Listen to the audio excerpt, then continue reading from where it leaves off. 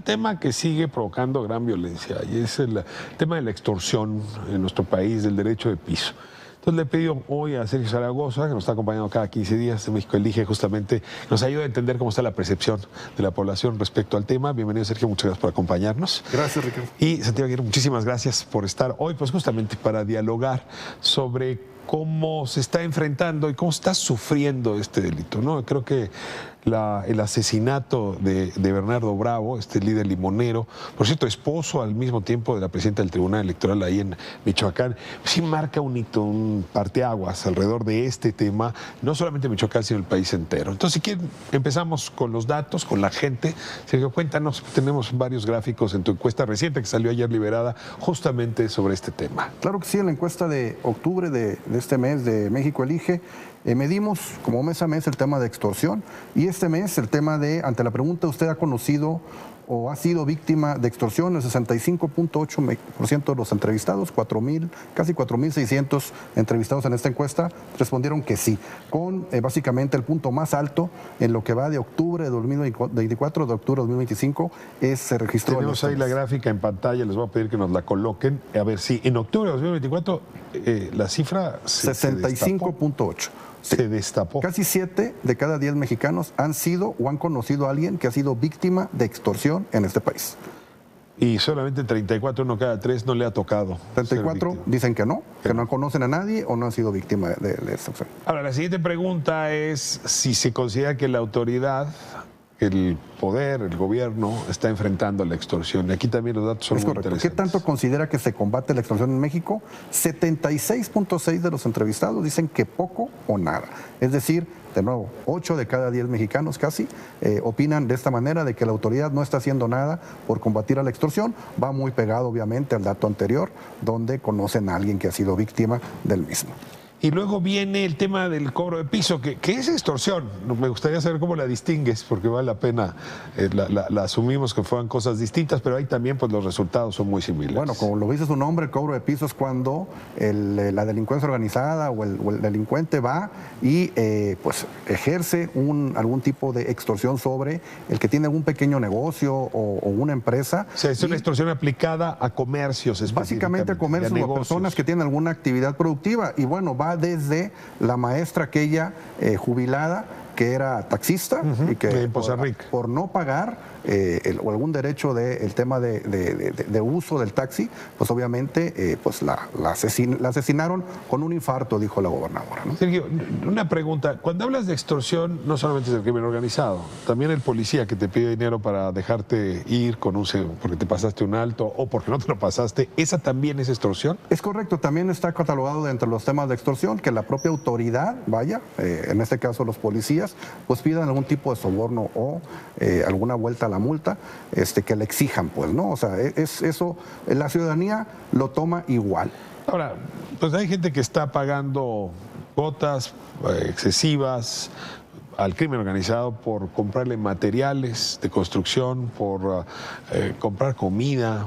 Hay cuotas a los pollos, hay cuotas a la migración, en fin, la cantidad de recursos que está obteniendo el crimen organizado por este método es grande y no será una tarea sencilla, digamos, expulsarlos de nuestra vida cotidiana.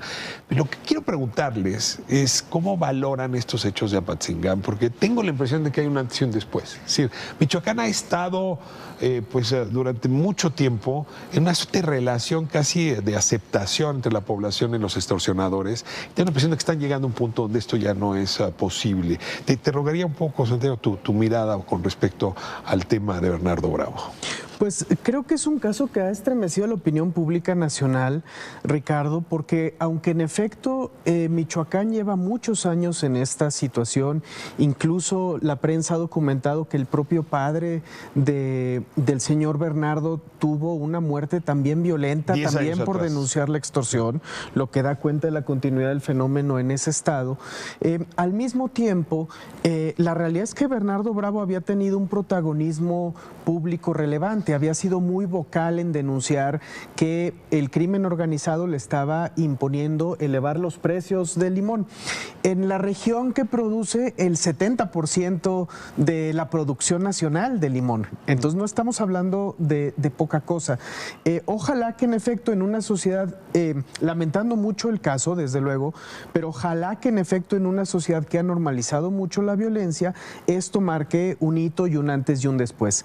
Porque penosamente hay que decir, Ricardo, que si el éxito de la política de seguridad se enfoca solamente en la métrica de la reducción de homicidios, fenómenos como la extorsión y el cobro de piso se van a normalizar, porque tienen que ver con una gobernanza criminal que puede concurrir con la reducción de homicidios sin problema, ¿no? Sí, me dejaste pensando el otro día, Sergio, cuando decías que habían disminuido los indicadores, la preocupación por el tema de seguridad y habían crecido los de corrupción, ¿no? Los indicadores de corrupción. Pero es que la verdad, extorsión toca los dos, ¿no? O sea, extorsión es un delito que produce inseguridad y que al mismo tiempo es percibido como un hecho de corrupción.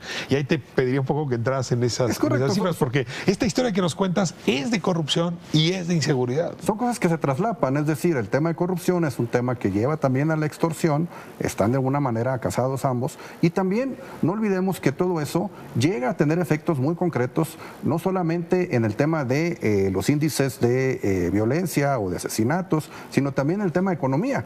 Vimos los datos del Banco de México, la inflación subyacente sube, y básicamente en productos agrícolas donde hay un impuesto oculto, y este impuesto oculto no solamente es el tema inflacionario, sino también el tema de la extorsión, porque al final del día el agricultor pues no solamente paga porque levanten las cosechas o los fertilizantes o los tractores, sino también tiene que pagar al crimen organizado, y ese costo pues obviamente se va a trasladar al consumidor. Ahora, quiero cerrar con la percepción que ustedes tienen de las autoridades frente a esto, concretamente en Michoacán. Me incomodó la declaración de la presidenta municipal de Apatzingán, Fanny, donde dice, bueno, han asesinado a otros, ¿no? O sea, como decir, este es uno más.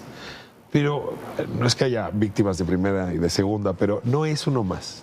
Si eres un líder que organizó a su gremio para oponerse al crimen organizado, que bueno, una semana antes estaba aventando el gremio entero los limones justamente para decir mejor que se desperdicien a que se los entreguemos a estos señores. Y la verdad yo no tenía la información, ahora con el velorio me entero. Además, era el presidente, era el esposo de la presidenta del Tribunal Electoral, o sea, una alta funcionaria dentro del Estado.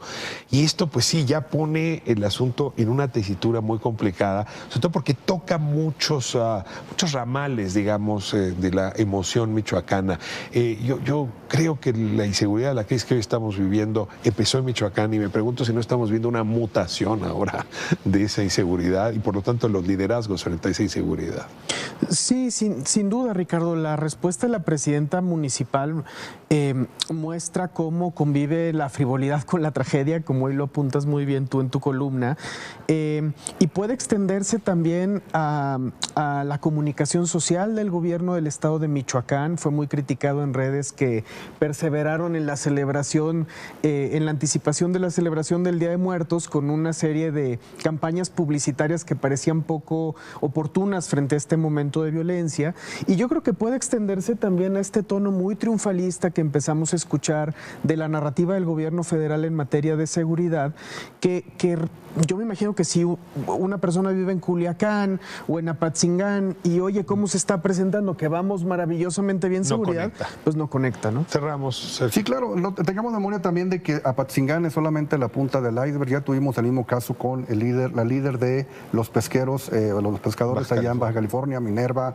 Pérez, y el líder de la Fecanaco en Matamoros, donde cerraron una cantidad de comercios pequeños, los Oxxos, que también fue asesinado Julio Almanza por denunciar. Entonces ahí, de veras... Hablábamos recientemente de los asesinatos de abogados, ¿no? Pues defensores de su gremio, ¿no? Líderes de su gremio están en la misma circunstancia. Muchísimas gracias por acompañarme, Santiago. Muchas gracias, Sergio. Gracias. Que tengan, pues en fin, un muy buen cierre de semana.